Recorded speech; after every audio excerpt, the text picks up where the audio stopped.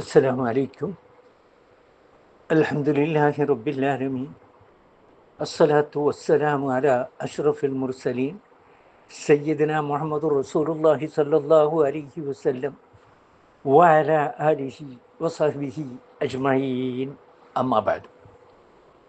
അനുഗ്രഹത്തായ ഈ പരിശുദ്ധ സൂറത്തിൽ അല്ലാഹു സുബ്ഹാനഹു വ തആല മനുഷ്യന് അവൻ്റെ ജനനം മുതൽ അവൻ്റെ മരണം വരെ നിത്യജീവിതത്തിൽ അവൻ്റെ ജീവിതത്തിന് ആവശ്യമായ ആകാശത്തിലും ഭൂമിയിലും നിറഞ്ഞു നിൽക്കുന്ന ഒരുപാട് അനുഗ്രഹങ്ങൾ വഴിക്ക് വഴി പറഞ്ഞു കൊടുത്തതിന് ശേഷം, ഓർമ്മപ്പെടുത്തിയതിന് ശേഷം, ഈ അനുഗ്രഹങ്ങളുടെ ദാതാവായ അള്ളാഹുവിന് കീഴ്പ്പെട്ട് ജീവിക്കണമെന്ന് മനുഷ്യനോട് ആവശ്യപ്പെട്ടു.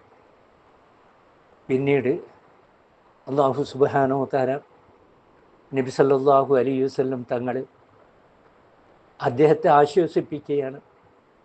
അദ്ദേഹത്തോട് നിരാശപ്പെടേണ്ടതില്ല എന്ന് പറയാണ്. വീണ്ടും അല്ലാഹ് പറയാണ്, ഇനിയെങ്കിലും അവർ അനുസരണമുള്ളവരായാൽ അവർക്ക് നന്ന്.